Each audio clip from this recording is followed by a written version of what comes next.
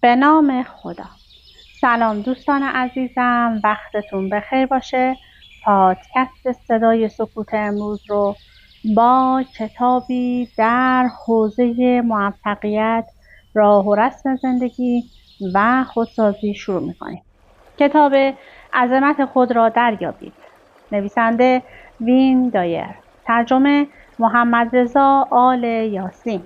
این کتاب در سال 1390 به چاپ 29 رسیده و توسط نشر هامون در تهران چاپ شده. این کتاب شامل چندین فصل هستش، یک مقدمه و بدون هیچ پیشگفتاری کتاب رو شروع کرده. ابتدا نوشته پشت جلد کتاب رو برای شما میخونم و سپس کتاب رو با هم شروع میکنیم. وین دایر. دکتر وین دایر روانشناس، فیلسوف و دانشمند امریکایی از دل فقر و آوارگی ظهور کرد. کودکیش را به دلیل از همپاشیدگی خانواده‌اش در پرورشگاه گذراند، اما به مدد درک و بینش فوق‌العاده قلمرو دنیای درون را درنوردید و توانایی‌های باطنی انسان را کشف کرد. سپس آموخته‌ها و تجربیاتش را با دیگران قسمت کرد و تا به آنجا پیش رفت که تقدیر و ستایش بین‌المللی را برانگیخت.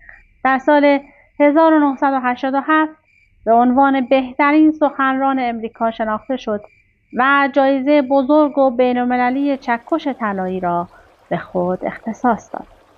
کتاب‌های او در ردیف پرفروش‌ترین کتاب‌هاست. وین دایر تا به حال در هزاران برنامه رادیو و تلویزیونی امریکا شرکت کرده و پخش سخنرانی‌هایش از طریق نوار و کتاب در سرتاسر جهان زندگی بسیاری را به سوی شکوفایی هدایت کرده است. مقدمه: همه ما فرصت‌های شگفت‌انگیزی برای زندگی کردن، لذت بردن و عشق ورزیدن داریم. عظمت دنیای درون به همان عظمت و پهناوری جهان برون است. دکتر وین دایر با فلسفه‌اش که میلیون‌ها نفر را در جهان برانگیخت به شما کمک می‌کند تا دست در دست او به دنیای بیکران درون خود سفر کنید. آن را بکاوید، به عظمت آن واقف شوید و سپس از آفرینش‌های دگرگونی‌های پویا در زندگیتان بهره ببرید. در طول این سفر برخی اصول و مفاهیمی از زندگی که تا به حال در پس پرده ابهام پنهان بود به راحتی بر شما آشکار خواهد شد. همچنین خواهید آموخت که چگونه احساسات و هیجانات منفی را از قلب و ذهن بزدایید، آلت دست رویدادهای ناگوار و رفتارهای نامطلوب دیگران نشوید و به راستی آزاد زندگی کنید. دکتر وین دایر به شما می‌آموزد که هرگاه بر کنش خویش متمرکز و به خود راستین و شکوهمندتان متصل شوید، به شگفتی در میابید که توانایی انجام کارهایی را دارید که در گذشته عملی شدن آن را معجزه می‌خواندید.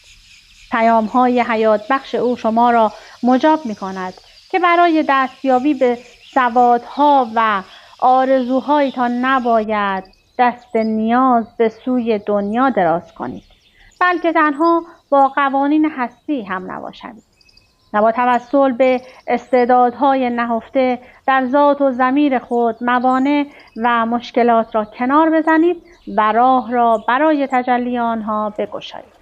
وین دایر در انتقال نگرش الهام بخش و عمیق خود به شما گاه شما را میخنداند، گاه میگریاند، گاه به تعجبتان وامی دارد و گاه موجب تسلی خاطرتان میشود. خواندن این کتاب و عمل به پیام‌های حیات بخش دکتر وین دایر بدون تردید یک نقطه عطف و آغاز یک تغییر ژرف و شگرف در زندگیتان خواهد بود. محمد رضا آل یاسین. اما فصل اول این کتاب با راز بقای سلول‌ها شروع شده. بدن انسان از قوانینی اطاعت می کند که هنوز بسیاری از آنها بر ما مجهول و در زیر نقاب الهام و پیچیدگی شگفت‌انگیزش باقی مانده است. هر سلول ساختمان بسیار پیچیده‌ای دارد. دانشمندان به دنبال تحقیق و بررسی فراوان به این نتیجه رسیدند که هر سلول دارای دو نوع انرژی است. اول انرژی فیزیکی و دوم نوعی دیگر از انرژی که ماهیت آن شناخته نشده و تنها از آن به عنوان منشأ یاد می شود. این انرژی همان عشق، خرد، مشارکت و هماهنگی لایتناهی است که در نهفته ترین هسته زندگی ما نهفته است و همین انرژی است که ضربان قلب کودک را حدود 8 هفته پس از عمل لقاح در رحم مادر به تپش در می‌آورد. قلب موجودی که حتی هنوز شکل نگرفته است. بدن انسان مجموعه‌ای بی‌نهایت و به مثابه اجتماع عظیمی از موجودات زنده است که در آن میلیون‌ها سلول و باکتری در چشم و گوش و سایر اندام‌ها به کار مشغولند. چه عاملی موجب می‌شود که این اجتماع فشرده به گونه یک موجود واحد عمل کند؟ یا چرا بینی شما نمی‌افتد و دستانتان همیشه آویزان است؟ آنچه موجب می‌شود که سلول‌های بدن همواره به دوستی به کار خود ادامه دهند و سلامتی را برای شما برمغان آورند، هماهنگی، مشارکت و توافق است. یک سلول بدن مانند سایر سلول‌ها از پروتون، نوترون و الکترون تشکیل شده است. مادامی که بین اجزای سلول عشق و مهر و صلح و صفا و مشارکت و تعاون حاکم باشد، با سلول‌های مجاور هماهنگ خواهد بود. اما اگر اجزای یک سلول با یکدیگر همساز و متفق نباشند و خشونت و خودخواهی و تعارض بین آنها شایع شود، این سلول حق و حرمت سلول‌های مجاور را رعایت نکرده و بر آنها چیره می شود و آنها را می بلعد و این کار را آنقدر ادامه می دهد تا در نهایت خود و بیمار را نابود می کند. به بیان دیگر، تومورهای سرطانی خواه بدخیم و خواه خوشخیم چیزی جز یک ناهماهنگی و هرج و مرج درون سلولی نیست. این سلول نامتعادل با غلبه بر سایر سلول‌ها مواد سمی را وارد خون می‌کند و در نتیجه به از بین رفتن یک عضو اصلی یا تحت فشار قرار دادن اعصاب می‌انجامد. من مدت‌ها در انستیتوی سرطان شناسی سیمونتون تگزاس مشغول تحقیق و بررسی بودم و پس از پایان تحقیقاتم به این نتیجه رسیدم که هرگاه یک بیمار سرطانی با استفاده از قوه تخیل خود را عضوی از جامعه بشری احساس کند و از صمیم قلب برای هم نوعان خود سلامت و سعادت بخواهد، یافته‌های بدن او نسبت به این اندیشه مهرآمیز واکنش نشان خواهند داد و تغییرات به وجود آمده در اجزای مولکول‌ها بر تومورهای سرطانی غلبه می‌کنند و بهبودی از راه می‌رسد. عکس این نظام نیز صادق است. یعنی کسانی که در ذهن و قلبشان بذر خشم و کینه و انتقام‌جویی افشانده‌اند، به زودی تعادل روحی خود را از دست می‌دهند و درست مانند یک سلول سرطانی بر اطرافیان خود که سلول‌های دیگر جامعه اند تأثیر می‌گذارند و زندگی آنها را نیز از توازن خارج می‌کنند. کره زمین هم در میان سایر سیارات به منزله یک سلول است. اگر بتوانیم بر سفینه‌ای سوار شویم و پس از فرود آمدن بر سیاره دیگر به کره زمین نگاه کنیم، آن را سلولی خواهیم یافت و خود را یکی حس خواهیم کرد. هر زمان که در این سلول انبارها از سلاح‌های نظامی انباشته شود و کشتار و جنایت دست جمعی سراسر جامعه را فرا گیرد و نفرت و بغض و حسد و بی‌عدالتی بر اذهان توده مردم آشیان کند، این سلول از تعادل خارج خواهد شد و تمام سلول‌ها از خرد و کلان را تحت تأثیر قرار داده و به نابودی خواهد کشاند. روبرت شلدریک، زیستشناس مشهور، در کتاب علم جدید حیات فلسفه جدیدی را پیش می‌کشد که ثابت می‌کند نحوه تفکر نه تنها بر اوضاع و احوال شخص ما که بر اذهان همه انسان‌ها در سراسر جهان تاثیر می‌گذارد. شلدریک که برای اثبات نظریه‌اش از شواهد علمی و تجربیات بسیاری کمک گرفته، معتقد است که حافظه و شعور انسان تنها در مغزش ذخیره نمی‌شود، بلکه چیزی به نام شعور جمعی نیز وجود دارد. اساس فلسفه روبرت شلدریک بر این پایه استوار است که تمام موجوداتی که در یک رده و گونه خاص قرار دارند توسط یک حوزه مورفوژنتیکی که بسیار شبیه یک حوزه مغناطیسی احاطه شدند و به نحوی با یکدیگر در ارتباطند. کن کایز در کتابی تحت عنوان 100 میمون بر اساس این فلسفه تجربه شگفت‌انگیز زیر را نقل می‌کند. در جزیره دورافتاده در ژاپن تعدادی میمون را از گونه خاصی رها کردند و مقداری هم سیب زمینی در گوشه‌ای از ساحل قرار دادند و آن را با خاک آلودند. سپس منتظر شدند تا ببینند این جانوران چه واکنشی نشان خواهند داد. در ابتدا چون غذاهای دیگری در اختیار میمون‌ها بود، هیچ یک توجهی به این سیب زمینی‌ها نشان نداد، تا اینکه روزی یکی از آنها به سیب زمینی‌ها نزدیک شد و پس از آنکه آن را با شیوه خاص شست، با روش مخصوصی شروع به خوردن آن کرد. پس از مدتی هنگامی که تعداد قابل ملاحظه‌ای از این میمون‌ها، حدود 100 میمون، راه این کار را یاد گرفتند، مشاهده شد که در جزیره‌ای حدود 300 مایل دورتر میمون‌هایی که از همان گونه بودند، با اینکه هیچ گونه تماس ظاهری با گروه اول نداشتند، به طرف سیب زمینی‌ها که تا آن زمان به آن بی‌اعتنا بودند رفتند و به همان شیوه مشغول تناول شدند.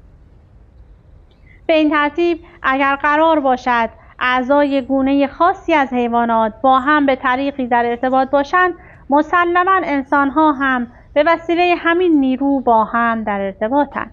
با این منطق اگر گره بر ابروان آورید و افکار سیاه و مسموم به ذهن خود راه دهید، تنها خود را نیازرده‌اید، بلکه شخصی را در آن طرف دنیا نیز پریشان کردید.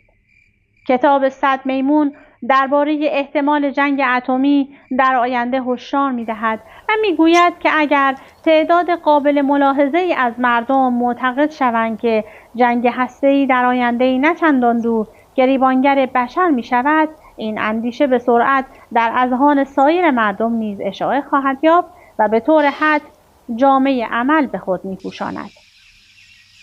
اگر زندگی کودکان و نسل‌های آینده برای شما اهمیت دارد، چه کاری مهمتر و حیاتی‌تر از این است که این اطمینان را به وجود آوریم که جهان آینده قابل سکونت خواهد بود. وقتی از بعضی نوجوانان سوال می‌کنم از چه چیزی بیشتر در هراسند، بسیاری از آنها می‌گویند جنگ اتمی.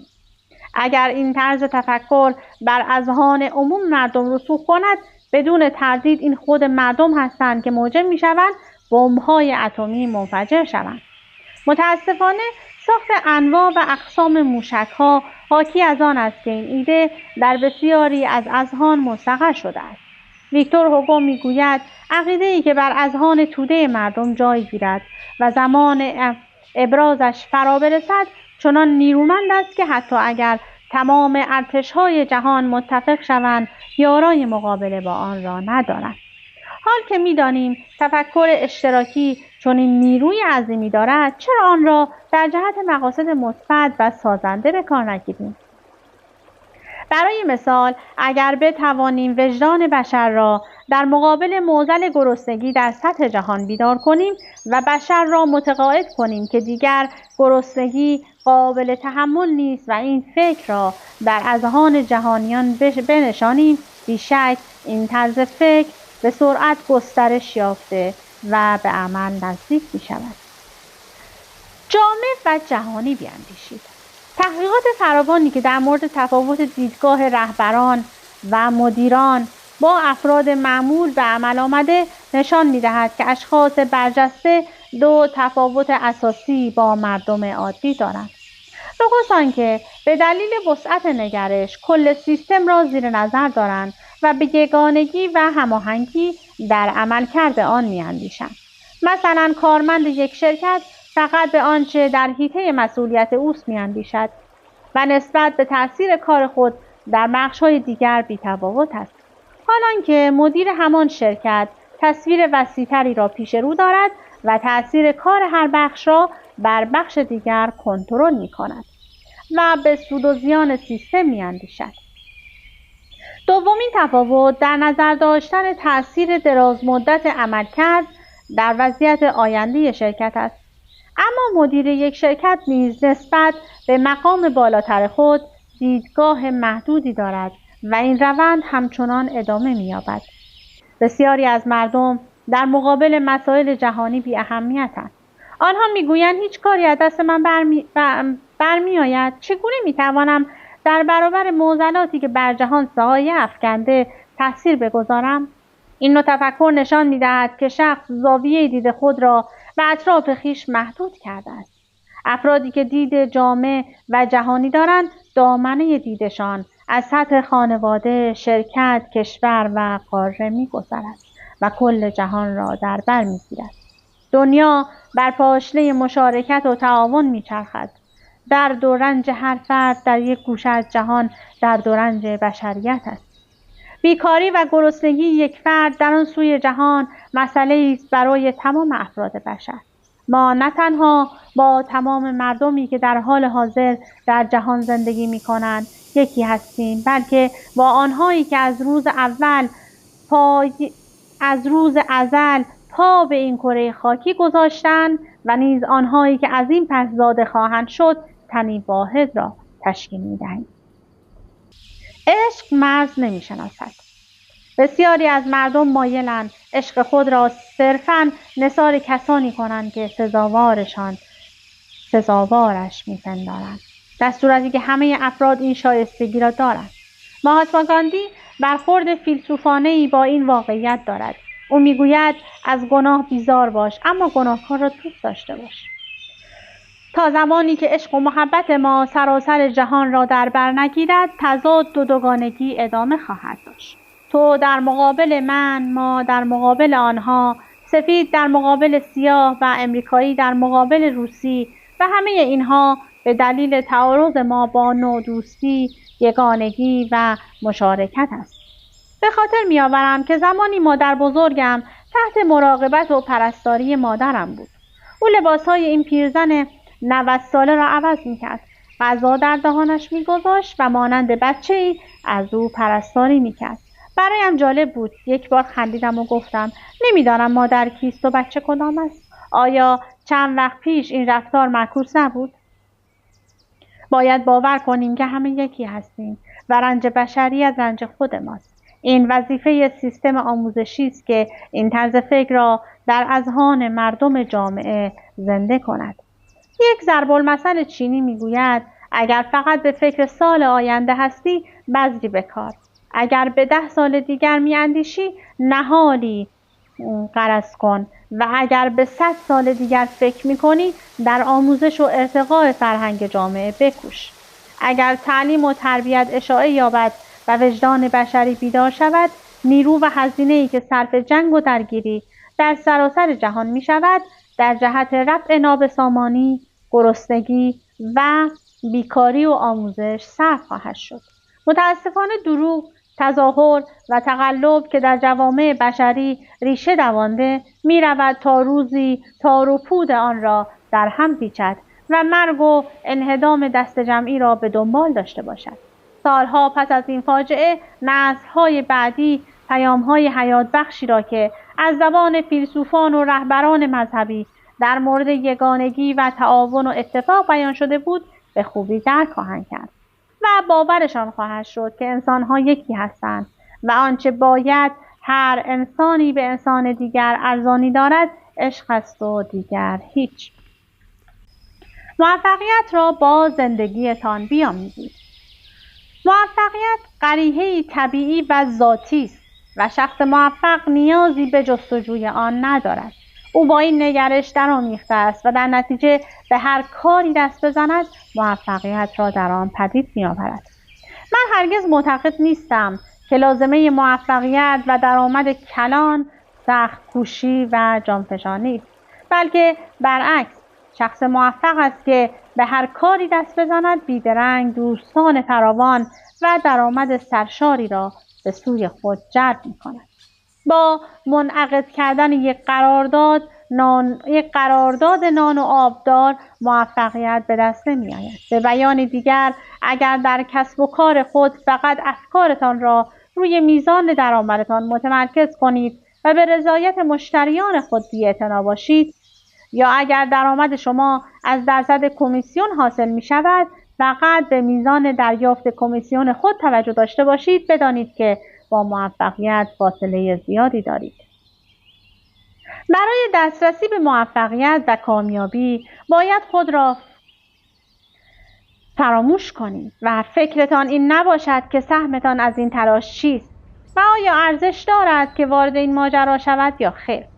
برعکس، خوشنود و شادمان و با روحیه قوی و بدون تردید در جهت آمال و آرزوهای خود گام بردارید تا بتوانید زندگی را همانطور که دوست دارید بسازید. آنگاه شاهد خواهید بود که موفقیت و ثروت بیش از آنچه تصورش را می‌کنید به دنبال شما خواهد آمد. آنچه برای من در حرفه‌ام اهمیت دارد مأموریتی است که به عهده گرفتم. با وجود این هر وقت به صندوق پستی دفترم مراجعه می‌کنم و قطعه چکی در آن نمی‌بینم شگفت زده می‌شوم. در صورتی که چند سال پیش اگر گاهی چکی را در صندوق پستی منزلم می‌یافتم تعجب می‌کردم. من در حرفه‌ام به دنبال درآمد و موفقیت نیستم، بلکه این درآمد کلان، دوستان فراوان و شهرت است که به دنبال من می‌آید.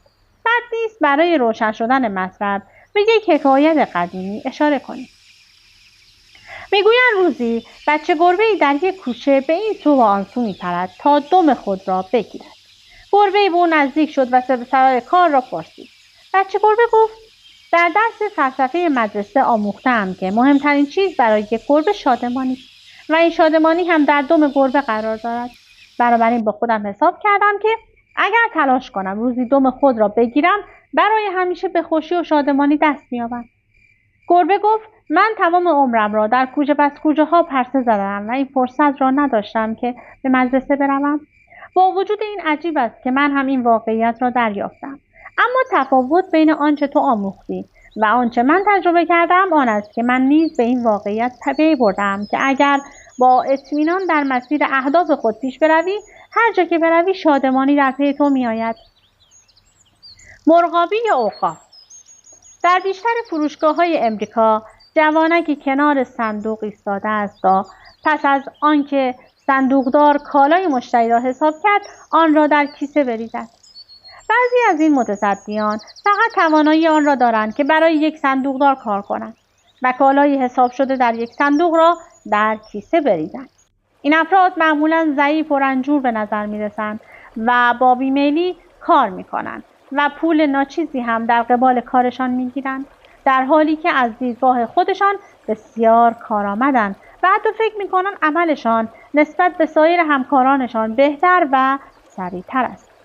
ظاهراً این تصور به وجود می‌آید که خمودگی این افراد به خاطر درآمد ناچیزشان است، اما در واقع چنین نیست، زیرا چند قدم آن طرفتر و در همان فروشگاه جوانک دیگری با همان میزان حقوق و مزایا در خدمت دو صندوقدار است و او هم از دیدگاه خودش شخصی کارآمد و توانایی است. طبیعی است بعد از گذشت چند سال کارکنان فروشگاه ترفیع می‌گیرند و بر حقوق و درآمدشان افزوده می‌شود. اما جوانکی که با بیمیلی فقط کالای یک صندوق را در کیسه می‌ریزد از این ترفیع و افزایش حقوق بی‌نصیب می‌ماند. او این کار مسئولین را غرض‌ورزی و تعصب تلقی می‌کند و هنگام سر می‌دهد و زمین و زمان را به باد دشنام و ناسزا می‌گیرد.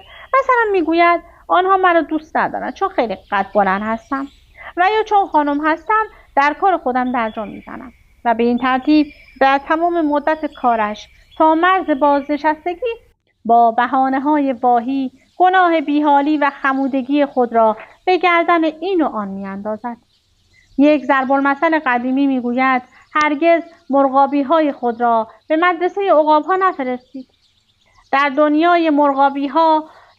دنیا مرغابی‌های فراوانی یافت می‌شوند، اما فقط تعداد محدودی عقاب وجود دارد و شاق‌ترین کار در دنیا آن است که یک مرغابی را وادار کنید که مانند یک عقاب رفتار کند.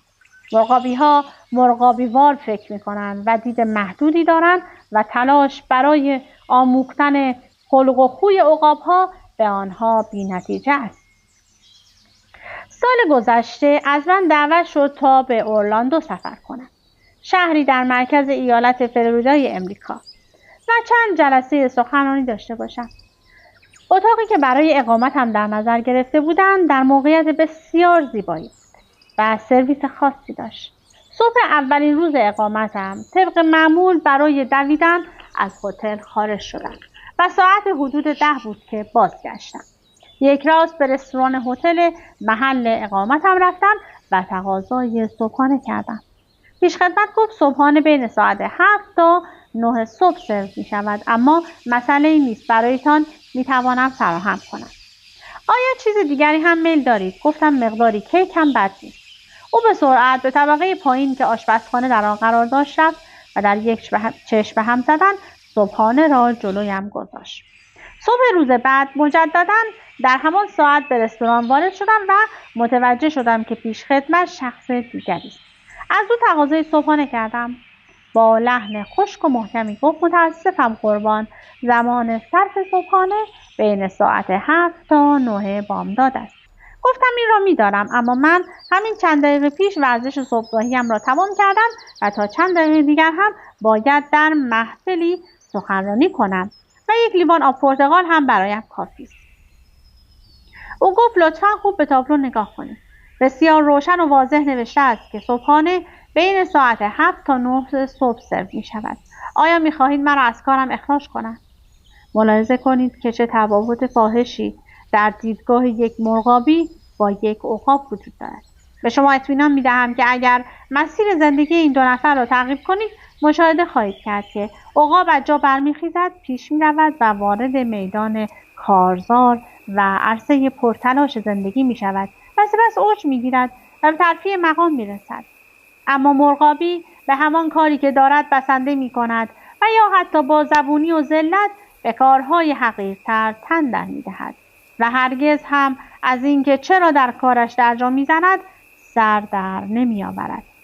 عوامل آموزشی هم در مورد افرادی که فاقد زمینه‌های روحی و تربیتی مناسب هستند اثرات بارزی بر جای نمی‌گذارد. درست مثل اینکه بخواهید به مرغابی بیاموزید مانند عقاب پرواز کند. مراقب دام مرغابی‌ها باشید. چندی پیش در فرودگاه شیکاگو قصد داشتم به فورت لاتردل مسافرت کنم. 2 شهر در ایالت فلوریدا، یکی لاترل و یکی وست پالم پیچ. پرواز مورد نظرم به دلایلی لغو شد.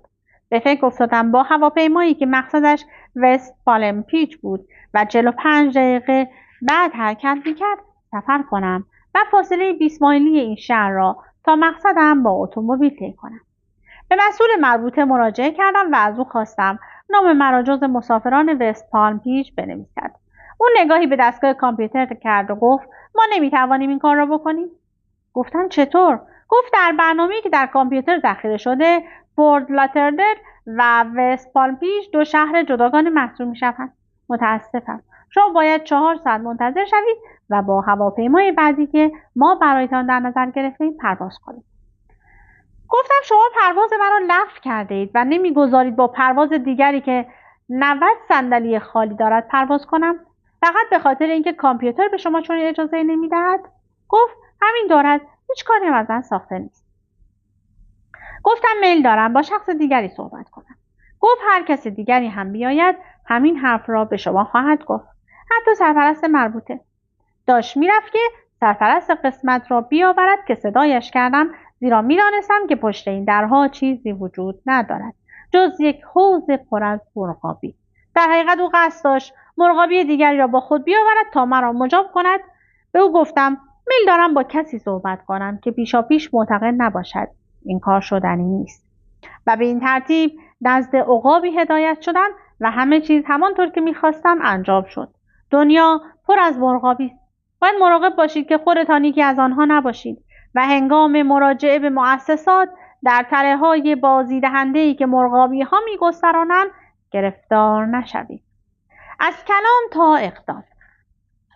در اجتماع پرتنش و غوغاگر که صنعت با سرعت سرسام‌آوری پیش می‌رود، متاسفانه انسان بعضی از اصول اساسی را به فراموشی سپرده است. من بارها به مردم گفتم که از ابراز عقیده تنها نتیجه حاصل نمی شود. آنچه موجب تغییر می شود تعهد و عمل به آن است. اگر شما مخالف گرسنگی مردم جهان هستید و کوچکترین گامی در جهت رفع این معضل برنمی دارید، نه تنها در حل آن نقشی ایفا نمی کنید، بلکه با بی‌تفاوتی بر این آتش دامن می زنید و در حقیقت جزء افرادی هستید که شدیداً احساس مسئولیت می کنند، اما دست به هیچ اقدامی نمی‌زنند. تحقق بخشیدن به آرزوهایتان دو شرط دارد. اول آنکه هر آنچه را می‌خواهید در پرده خیال مجسم کنید و دوم آنکه مشکلات و موانع را به فرصت‌هایی تبدیل کنید و در راه حصول آن هر تلاشی را به جان بخرید. مثلا اگر قرار باشد حرکت خاصی انجام دهید یا رابطه خود را با کسی تغییر دهید یا 10 سال هر روز 20 ساعت به کار بپردازید، پذیرای آن باشید. بیشتر مردم مایلند در مقابل 1 یا 2% مایه‌ای که از خود می‌گذارند 100% بهره برداری کنند و تنها به چیزی که فکر نمی‌کنند تعقیب پیگیرانه اهداف است. برای مثال اگر به افرادی که مایلند وزن خود را کاهش دهند پیشنهاد شود که باید ورزش کنند و از خوردن شیرینی بپرهیزند، بیشتر آنها خواهند گفت تو می‌خواهی من روزی 8 مایل بدوم؟ یا انتظار داری از خوردن این غذاها و شیرینی‌ها چشم بپوشم؟ اجازه دهید برای روشن‌تر شدن مطلب ماجرایی را برایتان تعریف کنم. مسئولین فروشگاه بزرگ میسی تصمیم گرفتند عده‌ای را انتخاب کنند و پس از آموزش‌های لازم آنها را به مدیریت بخش‌های مختلف فروشگاه بگمارند. اتحادیه صنفی با این تصمیم مخالفت کرد و پیشنهاد کرد که مدیران باید از میان خود کارکنان فروشگاه انتخاب شوند.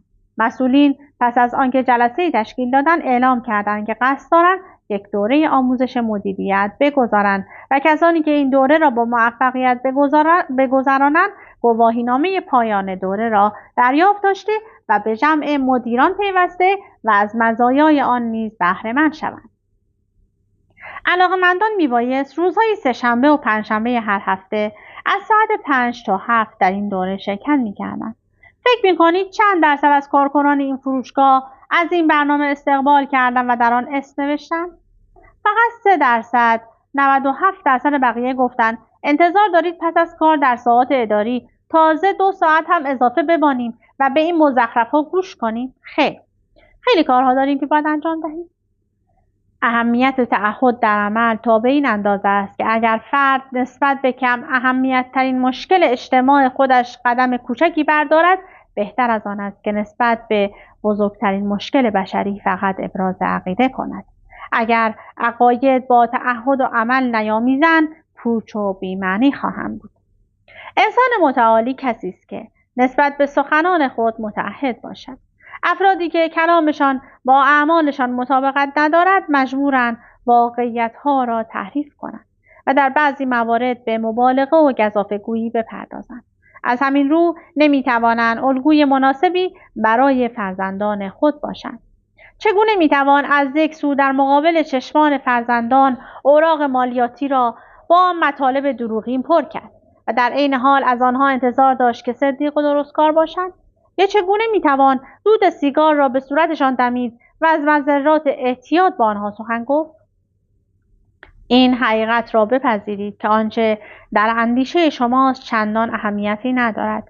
مهم عملی است که انجام دهید. هنگامی که مهاتما گاندی پیشوای بزرگ هند در ایستگاه راهن کلکته و در میان انبوه جمعیت این شهر را ترک میکرد، شخصی یادداشتی به او داد تا قبل از ترک آنجا پیامی به مردم خود بدهد. او گفت من خود پیامم. او که مرد عمل بود از مردمش میخواست تا از اعمال او پیامش را دریابند. امیدوارم از این کتاب زیبا لذت برده باشید. وقت همینقدر به من اجازه داد که برای شما بخونم. اگر از نثر و روایت این کتاب خوشتون اومده حتما تهیه کنید و مطالعه کنید. از اینکه با من همراه بودید سپاسگزارم. تا وایس بعدی، خدا نگهدارتون.